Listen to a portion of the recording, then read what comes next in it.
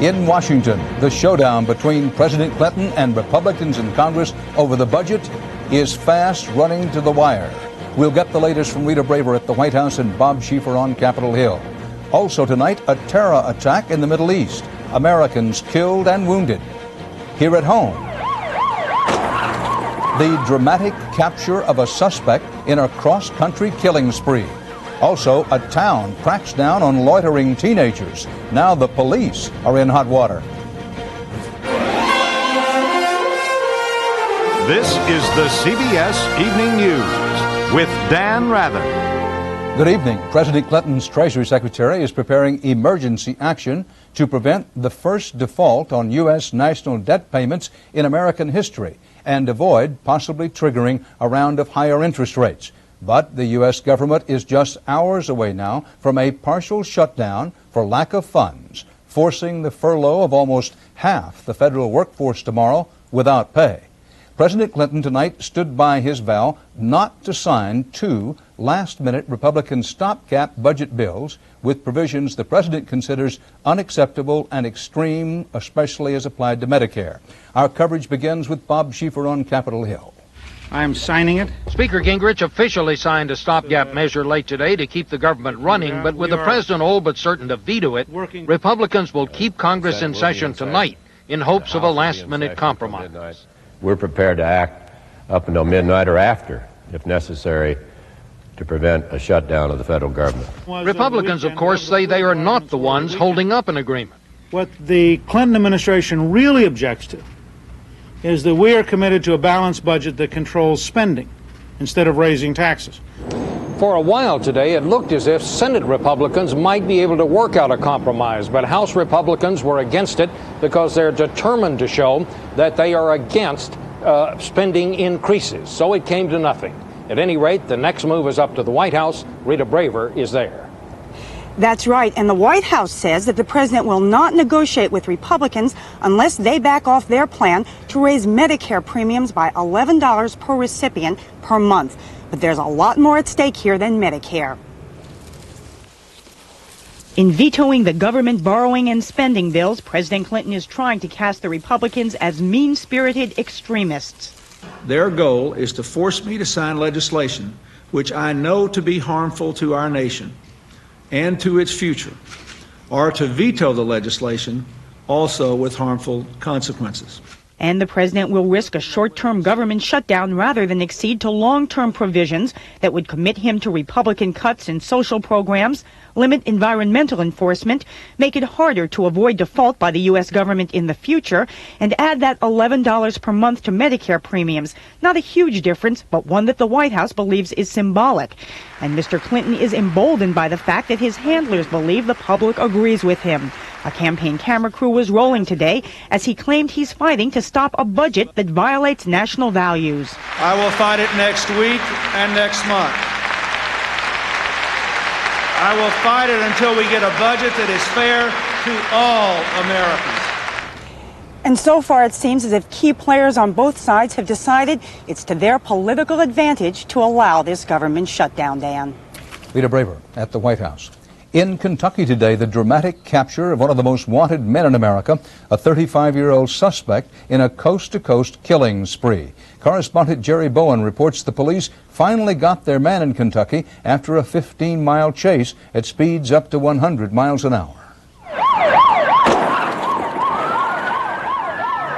His car plowed through one last roadblock on a rural Kentucky road today, and then it was over for suspected serial killer Glenn Rogers.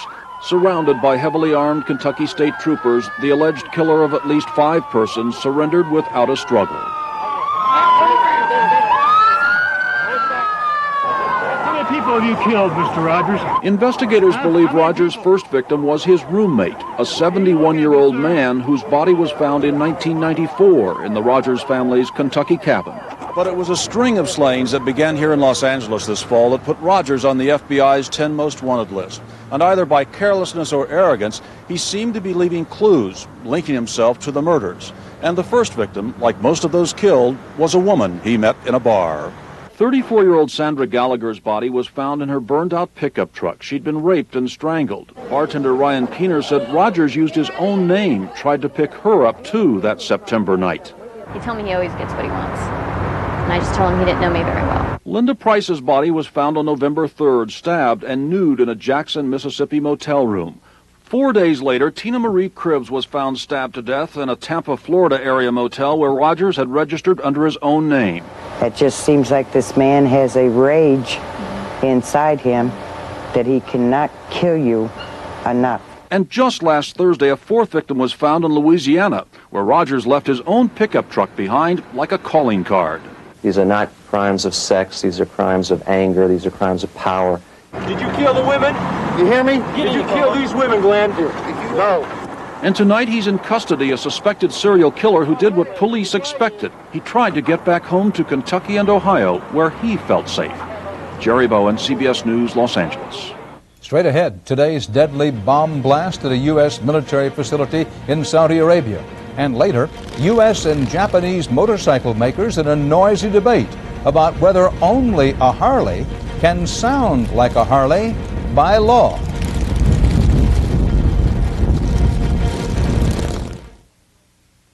I'm 62. Can I still help prevent osteoporosis? It's never too late for Caltrate. Caltrate Plus has the extra calcium you need, plus 6 nutrients essential for healthy bones, whatever your age. It's never too late for Caltrate. It's a great time to be silver because you're over 50 and you haven't lost your edge. Now there's a Centrum made just for you. Centrum Silver for your changing nutritional needs. Centrum Silver. It's a great time to be silver. Finally, great popcorn from your microwave. Power Pop. Presto Power Pop Microwave Multi-Popper. Exclusive power-based concentrates microwaves to pop virtually every kernel. Pop with oil for a buttery flavor. Power Pop. Pop without oil for a healthier, low-fat snack. A third cup of popcorn, 3 quarts of crunch. Other microwave poppers can't measure up. See? Dishwasher safe, too. Nothing pops like Power Pop. That's why it's endorsed by Orville Redenbacher. Power Pop puts power in the pop. From Presto. A terrorist bomb killed 5 Americans in Saudi Arabia today and shattered more assumptions about security in the Middle East. From the Pentagon, correspondent David Martin has the story. A windowless van packed with up to 250 pounds of high explosive blew up in the parking lot outside the headquarters for U.S. military training of the Saudi National Guard. Barbara Logue was on the 2nd floor. You see the ceiling falling, the beams falling, the walls being blown out, and yet it's like in slow motion. 4 Americans were killed, 35 more injured, 3 of them critically, in the wrong place at the wrong time. U.S. Ambassador to Saudi Arabia, Ray Mabus. Most of the fatalities were people eating lunch in the snack bar, which is on the 1st floor of this 3-story building. 2 groups claimed responsibility. One, Tigers of the Gulf, has never been heard of before. The other, the Islamic Movement for Change, sent a fax to the U.S. Embassy last spring. Warning all Western forces that unless they left by the end of June, that bad things could happen. Whoever did it was presumably striking out at the U.S. military presence in the Gulf and the Saudi regime it supports. A team from the FBI has left for Saudi Arabia to take part in the investigation. One obvious question: why wasn't there better security? The van just drove into the parking lot without having to go through any checkpoints. Certainly part of the investigation that the United States government has now launched will encompass a lot of questions about what security measures were in place and what security measures should now be put in place. Pentagon officials defend the lack of security by pointing out this is the first time in 50 years a terrorist attack has been launched against the U.S. military in Saudi Arabia. From now on, there will be increased security. David Martin, CBS News, the Pentagon. The day after a major memorial service for assassinated Prime Minister Rabin, Israel today was trying to push forward his legacy of peacemaking. However, Israelis are still divided over that legacy, as are their supporters in the United States. Correspondent Bob Simon has a report. Never had so many Israelis gathered, never had any Israelis been so quiet. An exhausted nation bade a final farewell to Yitzhak Rabin in the same square where he was gunned down 9 days ago. And just before this unprecedented event, another memorial service was held in Jerusalem. This one for the militant American rabbi, Meir Kahane, murdered in New York in 1990. Different mourners, different views. I say that Yitzhak Rabin was a murderer himself. Kahane is not the only American apostle of ethnic cleansing venerated by Israel's right-wing fringe. The grave of Baruch Goldstein, the Brooklyn-born doctor who slaughtered 40 Arabs in Hebron last year, has become a shrine.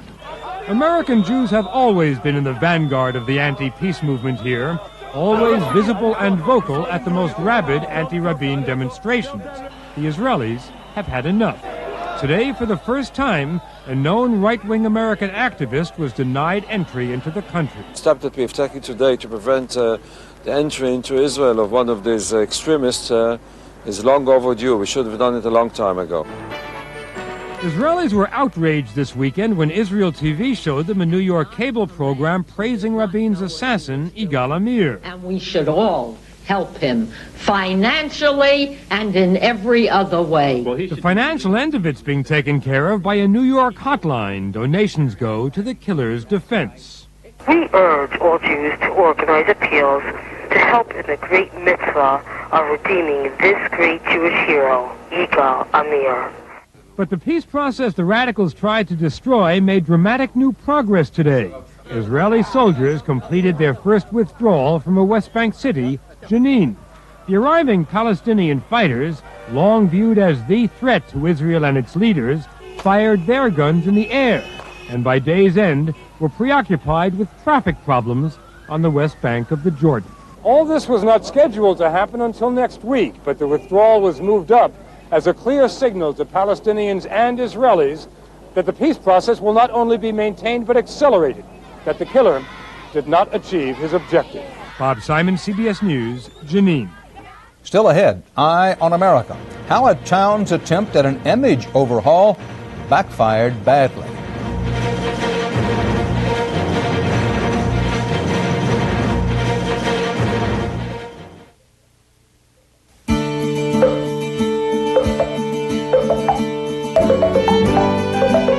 As long as there are bedtimes and lullabies, as long as there are old friends and new stories, just as long as there are steady hands and mugs to keep them warm, you'll find Maxwell House decaffeinated coffees.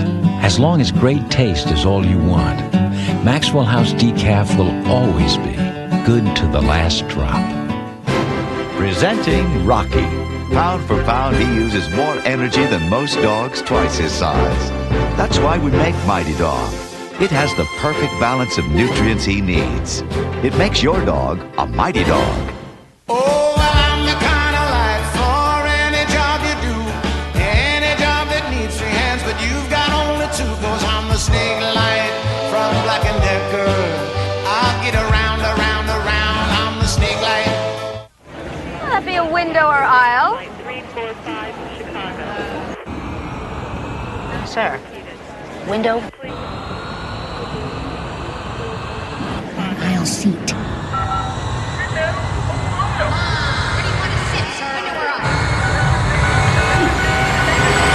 Your final boarding call. Well, at least you know where to sit when you get home. The Accord Coupe from Honda. Possibly the world's easiest decision. Joe Carrillo takes license plates off cars under cover of darkness and gets paid for it. Got one here on the right. It's the one next to the blade. That's going to be our tag. Why is he doing it? Here's a hint. Are you all paid up? Got a hit on that one? Let's go get it. He's making a list and checking it twice. Better hope you're not on it. Tomorrow on the CBS Evening News. It's been known for years that one of the biggest threats to aviation safety isn't in the air, but on the runway. The possibility of a high-speed ground collision. That's why improving ground radar at the nation's airports is a safety priority. So, why did the latest close call happen at the super expensive, brand new, state-of-the-art airport in Denver? Scott Pelley has the story and the tower tapes. October 23rd was a bad night at Denver's new airport. There were gale force winds, heavy snow, when an airport truck wandered onto a runway and into the path of a landing 727. No one noticed until the pilot aborted the landing. United 367's going around. There's somebody on the runway. United 367, roger, fly runway heading, maintain 10,000. Climbing to 10,000, runway heading. United 367, there's a vehicle on the runway. The jet pulled up 15 seconds from impact. At the nation's crowded airports, the number of near collisions is increasing. In recent years, there have been 3 runway disasters. Detroit, 2 jets in fog, 33 dead. Los Angeles, a jet hits a commuter plane, 17 dead. And in St. Louis, a collision between an airliner and a private plane, 2 dead. You can see some aircraft right here that are getting ready to cross the runway. The FAA's radar, designed to keep traffic apart, has trouble of its own. There are blind spots. It covers most of the airport, but not all the airport. Jim Allardyce is the Controllers Union expert on ground radar. He says many airports need 2 systems. They put the antenna up and they see the blind spots, then they don't have the money to go back and buy another system. The FAA says this system is much better than nothing. We have a quick confirmation of exactly what is going on, so it lowers the tension level for a controller. It increases the confidence level tremendously. But Denver's system never spotted the truck. There's a vehicle on the runway and nobody knows who it is. Controllers say they're learning to find the blind spots and work around them. The FAA is planning improvements to the radar system, but they won't be ready until 1996, 4 years behind schedule. Scott Pelley, CBS News, Dallas. A U.S. military search team has recovered human remains in Cambodia, apparently from Americans missing since the 1975 Mayaguez incident. The remains were found in the wreck of a submerged helicopter, along with military equipment traceable to U.S. troops who assaulted a Cambodian island 20 years ago. 38 Americans died fighting the communist Khmer Rouge. They were trying to rescue the crew of the freighter Mayaguez, but it turned out the crew had already been released.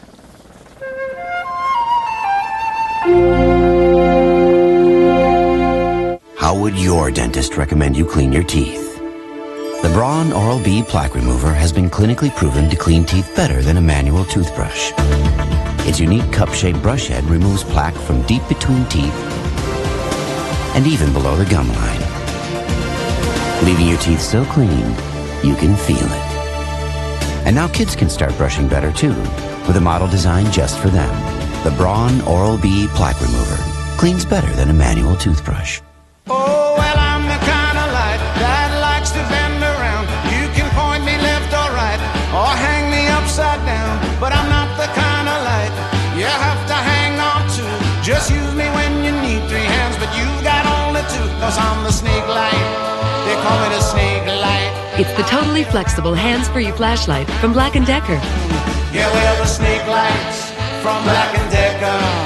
We get around, around, around, around, around. Now, all the strength of Imodium AD is concentrated in the smallest, easiest to swallow anti-diarrheal caplets ever made.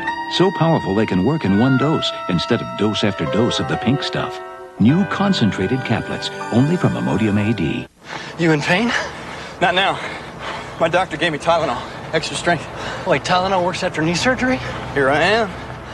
From post-surgical pain to headaches, doctors recommend Tylenol the most. Come on! This is a really beautiful day. Soup weather. There's this cream of chicken with vegetables from Healthy Choice, and that is rich stuff. Great big vegetables, lean chicken. Just makes you feel good. Oh, and only has 2 grams of fat. Beautiful. With Healthy Choice, I can eat what I like.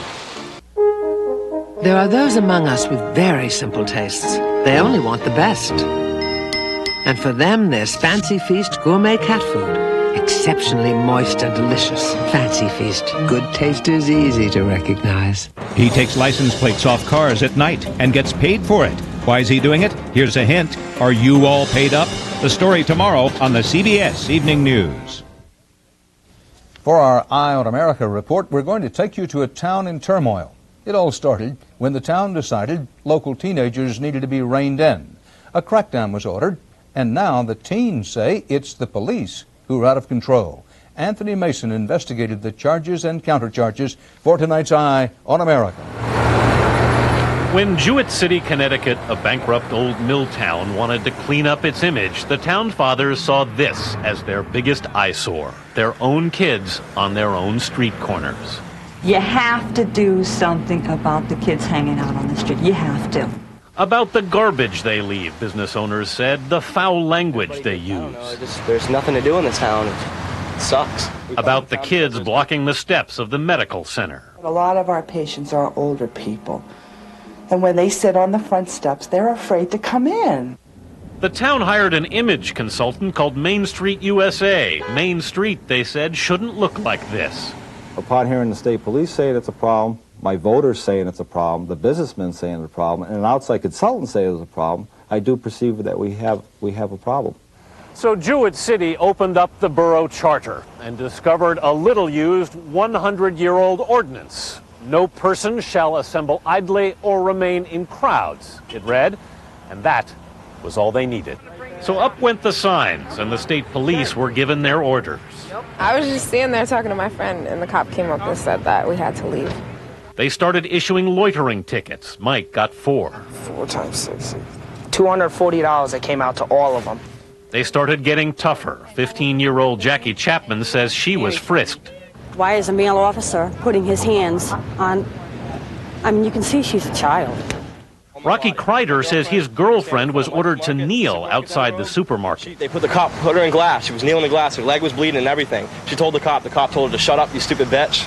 And then one summer night along the railroad tracks, Get on your knees and put your hands above your head. Kira Watera says 4 state troopers came running up with flashlights. They came over and he patted my chest area down. The troopers, she says, gave no cause for the search. He felt right here in front of my boxer shorts. He reached inside your pants? No, not down my pants, just right by my stomach, you know. But one by one, the boys in the group were led behind some bushes and ordered to pull down their pants, according to statements given to State Police Internal Affairs, to unbutton their jeans. One trooper allegedly put his hand inside another boy's pants. No arrests were made. And what did he find? Nothing. Was that legal? No. Joe Graybars heads the Connecticut Civil Liberties Union. When any law enforcement official asks any U.S. citizen to take off their clothes for an inspection, there really needs to be a darn good reason. You know about the lawsuit? We're all being sued. The Civil Liberties Union is suing Jewett City. Last week, the Board of Burgesses rescinded the loitering law after a state court restrained them from enforcing it. God bless America, and good night.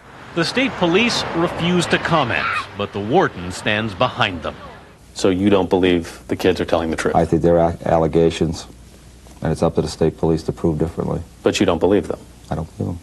It's about respect, they all say. The adults want it, so do the kids. The cops make it sound like we're a bunch of, I don't know, drug dealers or something, you know, murderers, rapists. We don't do anything except sit here and watch cars drive by us, you know? Their hangout spot on Main Street is known now almost mythically as the Wall. Between young and old, that wall has somehow become an unbreachable Great Divide. In Jewett City, Connecticut, I'm Anthony Mason for Eye on America. Next up, if it sounds like a Harley, does it have to be a Harley? An international hog calling contest heads for copyright court.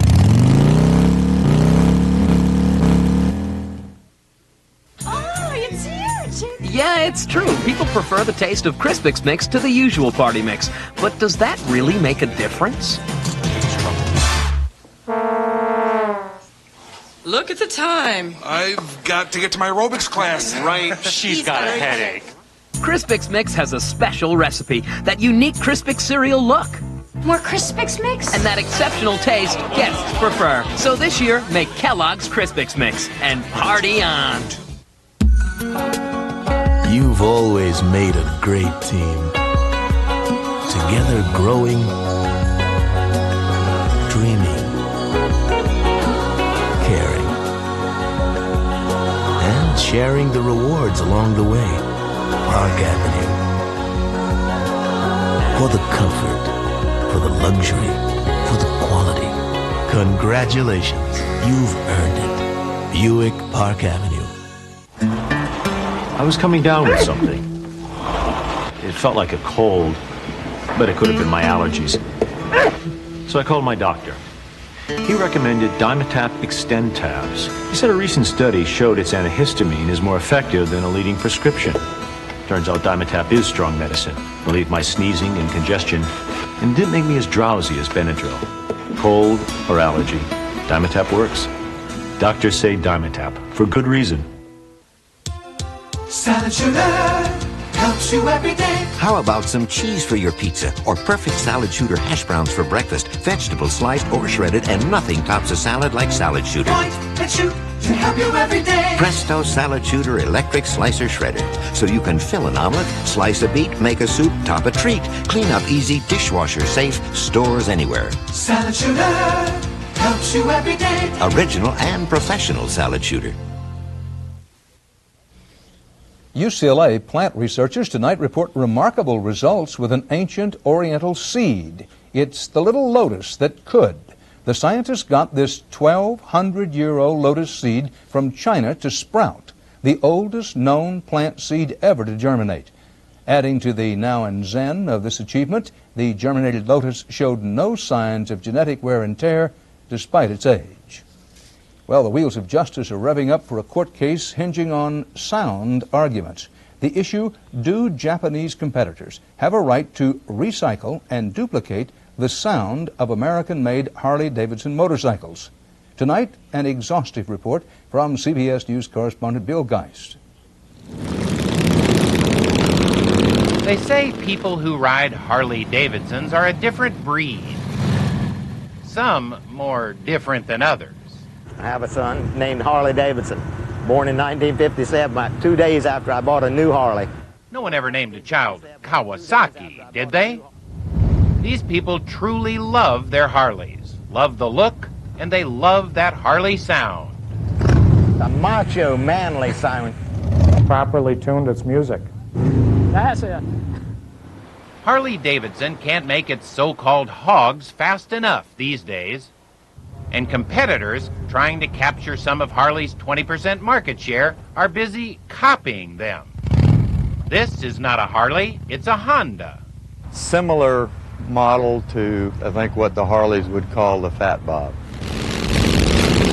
So Harley-Davidson is taking the extraordinary step of trying to trademark the sound of its engine in all of its full-throated rumble and growl. Can they do that? Trademark a sound? Trademarking a roar has already been done. MGM did it, and so did some company called NBC.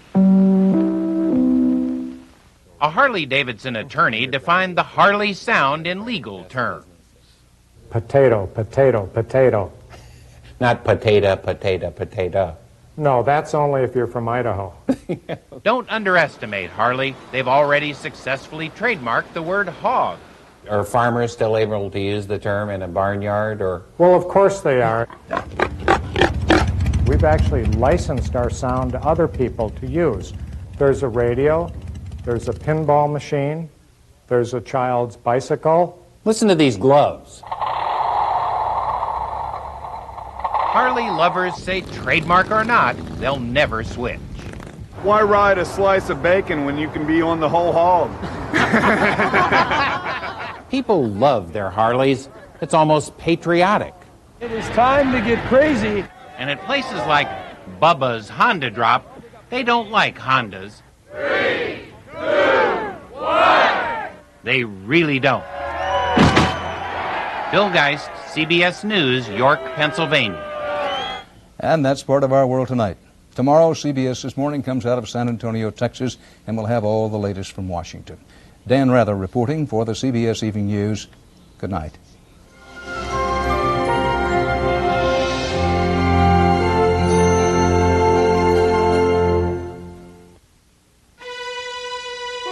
CBS News. Have you seen your country today?